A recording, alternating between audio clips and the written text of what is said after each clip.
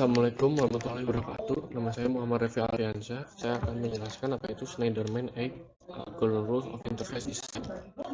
Schneiderman Egg Rules of Interface Design adalah panduan dalam membuat suatu rancangan antarmuka untuk suatu aplikasi yang diusulkan oleh Ben Schneiderman melalui bukunya Designer the User Interface.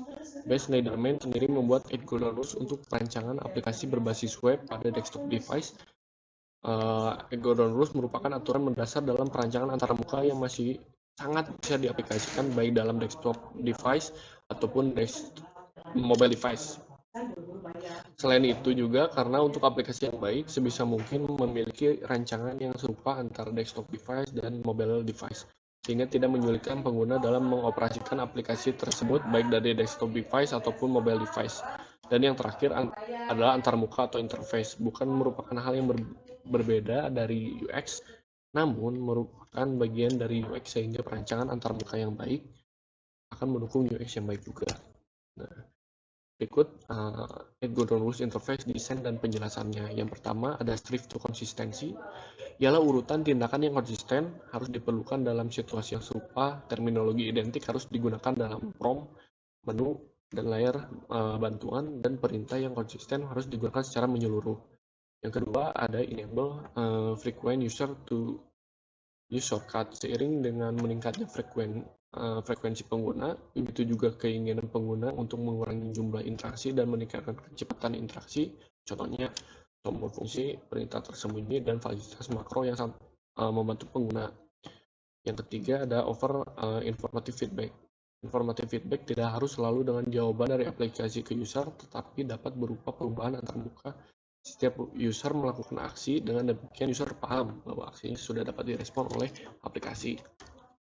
Yang keempat ada design dialog to yield closure, yaitu adalah urutan tindakan yang harus diatur ke dalam kelompok dengan awal, tengah, dan akhir. Feedback yang informatif pada penyelesaian suatu tindakan memberi operator kepuasan pencapaian. Misalnya, operator akan menghargai pesan terima kasih atau bukti tanda terima pembelian yang telah menyelesaikan pembelian online. Contohnya pada pembelian online. Dan yang kelima ada over simple error handling, yaitu sebisa mungkin merancang sistem agar pengguna tidak membuat kesalahan yang serius atau fatal. Jika kesalahan dibuat, sistem harus dapat mendeteksi kesalahan dan menawarkan mekanisme yang sederhana dan dapat dipahami untuk menangani kesalahan tersebut. Yang keenam ada permit easy reversal of action. Fitur ini mengurangi kecemasan karena pengguna tahu bahwa kesalahan dapat dibatalkan. Ya intinya membatalkan sebuah kesalahan agar penggunanya itu tidak cemas ketika melakukan kesalahan, sehingga mendorong eksplorasi pilihan asing bagi pengguna. Jadi pilihan-pilihan yang pengguna tidak tahu ketika dicoba bisa dibatalkan kembali. Unit reversibilitas dapat berupa tindakan tunggal, entry data, atau kelompok tindakan lengkap.